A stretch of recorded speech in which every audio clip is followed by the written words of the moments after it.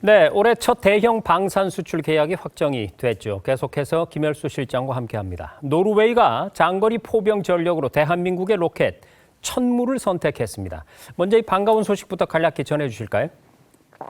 정말 낭보가 이게 새해부터 이렇게 오지 않았는가 이렇게 생각을 하는데요. 노르웨이에서는 이제 이 노르웨이 국방부가 이제 발표를 한 건데요. 사실상 노르웨이 국방부에서는 2조 8천억 원에 해당되는 이런 이제 천무 도입 계획을 얘기를 했는데요. 사실상 발사대만 말하면 이제 한 10억 달러 정도 되니까 1조 4천억 정도 되겠죠. 이 천무라고 하는 것은 대한민국이 대량 보복 작전을 수행할 때 핵심적인 역할을 하는 것이 바로 저 천무라고 볼 수 있는데, 저 천무라고 하는 것이 지금 유심히 이제 보신 분들은 저걸 이제 어떤 것들은 그 천무가 통상 무기 체계 하나는 구경이 하나인데 천무는 그렇지 않습니다. 130mm 포탄도 쏠 수 있고요. 230mm 포탄도 쏠 수 있고 239mm 포탄도 쏠 수 있고 그리고 600mm 포탄도 쏠 수가 있습니다. 그렇기 때문에 이게 지금 단일 그 발사대에서 여러 종류의 포탄을 쏠 수 있는 아주 희귀하면서도 굉장히 성능이 좋은 그런 이제 그 포가 바로 저 천무라고 볼 수 있는데, 저것이 대량 살상 무기로 대량 살상용으로 사용될 수 있다는 것은 저것이 방사포처럼 다련장포거든요. 1분에 12발을 한꺼번에 이렇게 쏠 수 있단 말이죠. 그런 차원이고, 두 번째는 그렇게 쏘면서도 한 발 한 발이 관성 유도 장치와 GPS 유도 장치에 의해서 정확하게 목표에 떨어지기 때문에 굉장히 성능이 좋은 그런 무기 체계다 이렇게 볼 수가 있겠습니다. 자, 2조 8천억 원의 사업 규모. 사실 이 천무는 조금 전에 실장께서 설명해 주셨듯이 장거리를 날아가서 정밀하게 타격할 수 있는 대한민국 대표 로켓 중 하나입니다. 그런데 궁금해지는 것이 노르웨이가요, 왜 지금 이 천무를 서둘러서 도입하려고 하는지 그 이유가 궁금하네요. 아무래도 이제 우크라이나 전쟁하고 그리고 이제 최근에 있었던 그린란드 때문에 아마 그럴 겁니다. 우크라이나 전쟁을 이렇게 보면서 노르웨이도 이게 우크라이나가 곧 자신의 그런 국가 안보 위협이 된다라고 이제 분명히 판단을 했을 거고요. 두 번째는 이제 그린란드 문제인데, 그린란드는 미국과의 관계 속에서 그린란드를 볼 수도 있지만 그렇지 않고서도 그린란드 자체가 사실은 어떻게 보면은 노르웨이하고 굉장히 가깝지 않습니까? 그래서 노르웨이 자체가 북극권 국가거든요. 그렇기 때문에 그 북극권 쪽에서 노르웨이가 유전을 통해 가지고 굉장히 이제 원유 수출을 하는 그런 나라인데, 그럼에도 불구하고 자기네들이 가지고 있는 것은 장거리 무기 체계가 하나도 없었어요. 그래서 이제 노르웨이 육군에서 우리도 이제 장거리 무기 체계를 좀 가져야 되겠다 그런 생각을 가지고 바로 이제 선택한 것이 이렇게 발사대도 그렇지만은 발사대에서 130mm, 230mm, 239mm, 600mm 이제 400mm 또 이제 나옵니다. 다양한 그런 포를 이렇게 발사를 하게 되면은 어떤 것은 짧게 나가지만 어떤 것은 만일에 600mm 방사포탄 대신에 거기에 미리수를 작게 할 경우에는 500km까지 갈 수도 있거든요. 그래서 이게 239km까지 가는 것이 현재까지는 최대한 600mm 포탄이 가는 거지만, 이것이 600mm를 좀 미리수를 좀 포탄의 구경을 줄이게 되면 이게 500km까지 갈 수가 있기 때문에 노르웨이 입장에서는 굉장히 선호할 수밖에 없는 그런 이제 무기 체계가 바로 이 천무라고 볼 수도 있다 이렇게 봅니다. 네, 이 낭보의 내용을 다시 한번 요약해드리면 총 사업 규모는 2조 8천억 원 정도고요. 실제로 한화가 수출하게 될 규모도 1조 4천억 원 이른다. 이렇게 일단 정리가 되고 있습니다. 그런데 이번에 자웅을 겨뤘던 이 천무의 경쟁자들을 한번 살펴보니까요, 쟁쟁했습니다. 이 분야의 절대 강자로 꼽히는 미국의 하이마스뿐만 아니고 독일과 프랑스가 합작한 방산업체도 있었거든요. 자, 이들 중에서 천무가 최종 선택된 이유는 어디에 있을까요? 예, 지금 말씀하신 것처럼 독일하고 프랑스하고 합작 생산하는 것은 유로 플러스라고 하는 무기 체계입니다. 네. 그런데 이것은 이제 최종 단계에서 떨어졌고요. 최종으로 남은 게 지금 앵커님 말씀하신 것처럼 미국의 그 유명한 하이마스.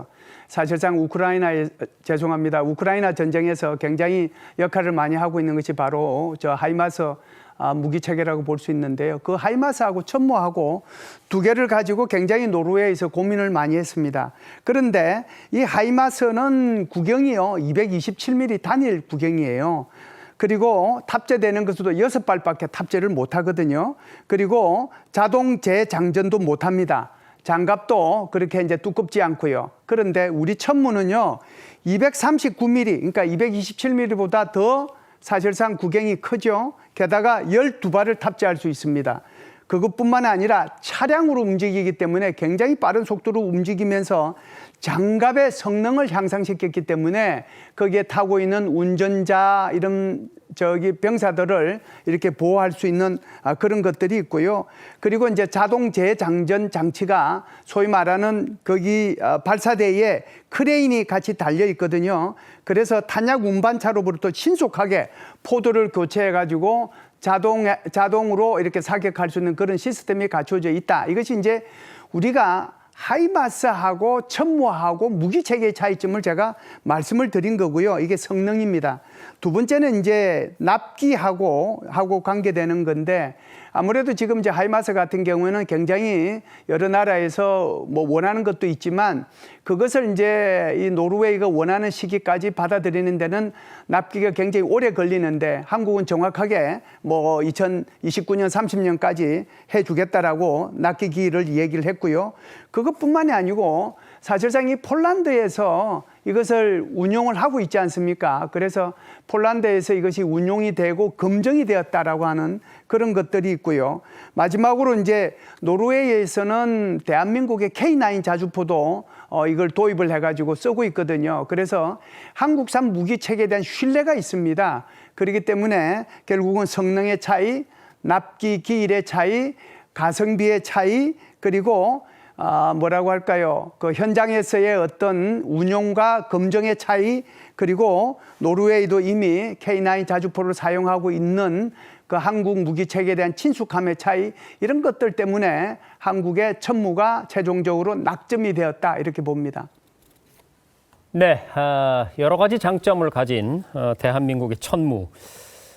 시간 관계상 이제 마지막 질문을 드려야 될 것 같습니다. 이번 수주가 이 단순한 한 건의 계약을 넘어서 유럽 시장에서 K방산의 위상이 달라지고 있다는 신호로도 해석이 될 수가 있을 것 같은데 어떻습니까? 예, 그럴 가능성이 있습니다. 한국이 여태껏 이제 뭐 방산 수출을 하면은 이게 뭐 틈새 시장을 공략을 했다, 이렇게 얘기를 하는데요. 사실상 저 천무만 하더라도요, 지금 이제 말씀하신 노르웨이를 가지고 우리가 얘기를 하지만 폴란드에서는 이미 290기를 우리가 2022년도 11월 달에 수출 계약을 체결을 했고요. 그리고 폴란드에서는 우리는 이제 발사대만 보내주면 또 폴란드에서는 각종 탄약을 생산하는 그런 형태로 바뀌었거든요. 그런 차원에서 보면은 이제 이 노르웨이뿐만 아니라 폴란드 그리고 에스토니아도 작년 연말에 6대를 이제 주문했습니다. 그리고 이제 스페인도 이것을 곧 주문할 거라고 이렇게 보고 있거든요. 그렇기 때문에 한국이 이제는 유럽 시장에서 무슨 틈새를 공략하는 것이 아니고 주력 옵션으로 이렇게 그 위상이 완전히 달라지지 않느냐, 이렇게 보고요. 그것뿐만이 아니고 이제 결국은 우리가 한국에서도 이제 이게 포를 생산을 해서 이 발사대를 갖다 주기도 하지만 현지에서 지금 폴란드에서 그것을 탄약 같은 것을 생산하기 때문에 결국은 공급의 입장에서 보면 공급이 제대로 한국에서 발사대 만들어서 주고 폴란드에서는 거기에 따른 탄약을 생산하고 그러니까 여기에 대해서 공급망이 이제 완전히 형성이 되고 게다가 이제 폴란드에서 정비까지 이제 할 수도 있거든요. 이렇게 되면은 어떻게 보면 이 천무에 대한 생산 체계, 하나의 생태계가 이렇게 완성이 된다라고 볼 수 있단 말이죠. 그래서 이런 것들을 보면은 이제 이것 자체도 굉장히 크지만 캐나다에서 곧 있게 될 3,000톤급 구축함, 12척, 이게 우리나라 돈으로 60조에 해당이 됩니다. 그것만 이제 우리가 만일 수주하게 된다면 이제는 이제 뭐 소형 이런 플랫폼이 아니라 아주 대형 플랫폼으로 우리가 이제 수출을 확장을 할 수 있기 때문에 대한민국이 글로벌 안보 파트너로서의 그런 위상을 굳히게 되지 않겠는가 이렇게 봅니다. 네, 잘 알겠습니다. 천모부터 K9 그리고 구축함, 잠수함까지 앞으로도 좋은 소식들이 속속 이어지기를 기대합니다. 지금까지 한국군사문제연구원의 김열수 실장이었습니다. 실장님 고맙습니다. 네, 감사합니다.